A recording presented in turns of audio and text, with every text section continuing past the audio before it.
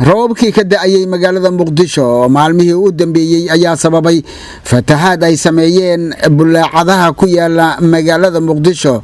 gaar ahaan bulaacada warta Boondheere ee gobolka Banaadir oo ku fatahday qaar ka mid ah xaafadaha degmada Boondheere taasi oo saameyn ku yeelatay nolosha iyo caafimaadka dadka danta yar ee ku nool degmada Boondheere ee gobolka Banaadir bulaacadan ku taala degmada Boondheere ayaa buux dhaaftay taasi oo keentay in xaafado qaar ay go'doon galaan guryahoodana ay ugu galaan biyo xoog badan waxaa maamulka degmada Boondheere oo kaashanaya kan gobolka Banaadir ay ku xireen warta bulaacada Boondheere matoor loogu talagalay in uu ka saaro biyaha ku jira warta iyadoo ay xiran yihiin ilaha biyo mareenada ah ee horay badda ugu shubi jiray qaar ka mid ah dadka ku nool degmada Boondheere ee gobolka Banaadir ayaa ka hadlay saameynta ay ku yeelatay fatahaada warta ay ku sameysay xaafadaha qaar. waxaan idin sheegayaa ummadda Soomaaliyeed dhammaan maamulka gobolka Banaadir haddaan nahay degmada Boondheere khaasatan ceel macallin biyahan waxay noogu yimaadaan muddo aanan dhoweyn wadadan maanabooli ka soo degto ee ka timaado jardiinka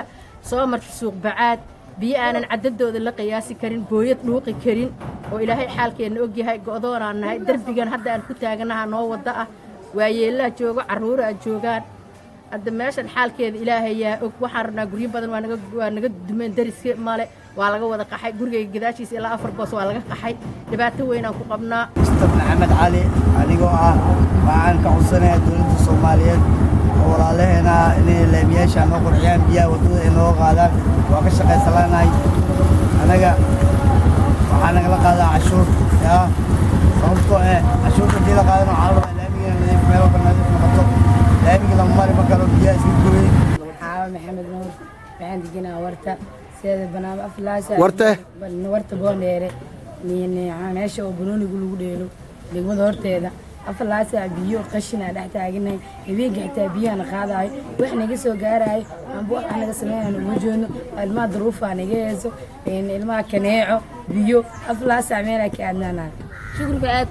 waxaan deganaa degmada Boondheere biyahan rafaada ku jirnaa waxaan rabnaa in wax noola qabto biyaha waxay nooga imaanay laamiga haween caruur waa lagu baabaa meeshaan go'doona ku jirnaa in wax noola qabtaa rabnaa dawladda waxa ka codsanayna wax noo qabato Raxmo Maxamed Geedi oo ka mid ah howlwadeenada caafimaadka MCH-ka degmada Boondheere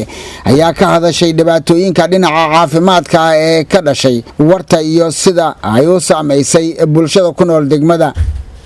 warta dacda meeshan ku taal bulaacad soo fatahday degmada MCH-ka Boondheere daris ay la tahay run ahaantii dacdan waxaa barbaran fara badan ay ku haydaa deegaankan ama degmadan Boondheere caafimaad darrada ka dhalan kartana waxa waaye in cunugii oo warta nabadda meesha haday tagaan shuban biyood ay ku dhacaan ilmaha in kor cuncun oo ku dhaco sidoo kale in cudurradii malaariyada kale ila kaleeca meesha ka dhalan karto kaneecadii ay faafto ilmihii malaariyada ay ku dhacdo gabi ahaan waxa waa horta xanuunada la isku kala gudbiyana badanaa waaba laga kala qaadi karaa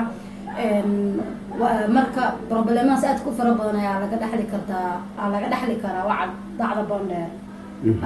qaar ka mid ah odayaasha iyo culimada ku nool degmada Boondheere ayaa ka codsaday in loo dhiso goobaha biyo mareenada oo biyaha roobka badda ku shubi jiray waxaan rabnaa anaka bilaacadan dibaan ku qabnaa guryaha waa ka wada guulooheena waxa waaye wax dhintay iyo wax loo degelay waxayna leedahay waxaan qabnaa guriga laamiga la suubaayo wax magaciisa macaasho loo leeyahay ma haddaan bilaacadaas maxaa way halka yani bulaacada ay naqan karto adinka aan rabtaan la sameeyo halka ay naqan karto waa in lagu daraa waxa bulaacada ka jirta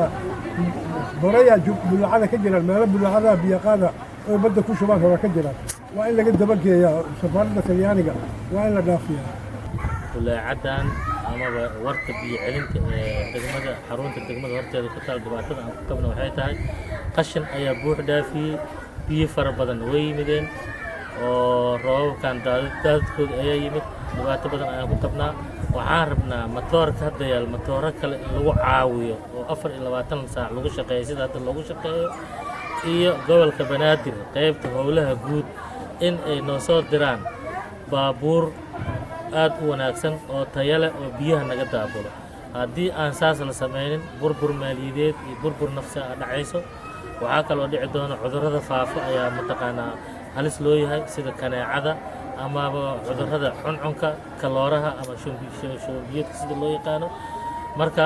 dacda markaas intaas uga tagno wadada jubbada sare waxaa loo sameeyey qorsho oo muxuu ahay wadda ayaa loo sameeyey lagu dhisayo waddadaas la dhisaayo haddii aysan lahaynin kanaal biyo dareerin ah waddadaas wax ay anfici doonta ma jirto waxa waddada ay ku teesantaha waa muxuu ahay waaxda Siinaay iyo waaxda Nasiib Buundo iyo qayb ka mid ah dalje muxuu ahay Yuusuf Alkoone markii aan ka hadalno waaxdan Nasiib Buundo haddii aan loo sameynin kalaaska biyo dareerinta 1,000 guri ayaa ku taal 600 guri ayaa biyo looga kala gooyay haddii aan gudoomiye ku-xigeenka siyaasadda degmada Boondheere Suldaan Maxamed Aweys Axmed ayaa ka hadlay saameynta warta iyo doorka maamulka degmada kaga aadan dhibaatada ugu weyn Boondheere oo dad waaye oo rigley hadda waxa biyaha waxa ugu daranba xaafad walba ilaahay amarkiisa waxay soo raacaysaa dawaano cafaayad iyo bac maqaayadihii hilib ulaaya iyo raashin qurmay wax alla wixii ay ku dari karaan ku jiraan waana cadownimo wax fiicanna ma aha waa cudurkaasna ilmahaas hadda qiiri guri aniga hooyada ay dhigan tahay qashin ma laha biyo deg waay maalintii oo roob yimaado 2,000 oo jawaan albaabkeeda soo daadana waxa soo daadinayna waa diriska ku dhow hooyada xaafadda marka dadweynaha waxaan u digaynaa والله تعبتنا الله سبحانه وتعالى كعبتنا نظافة النبي وحور عليه الصلاة والسلام وإيمان كنت قشنك وودنا لحاجة موسى عثمان أبطو تلفزيون كقرن كسوماليات مقدشة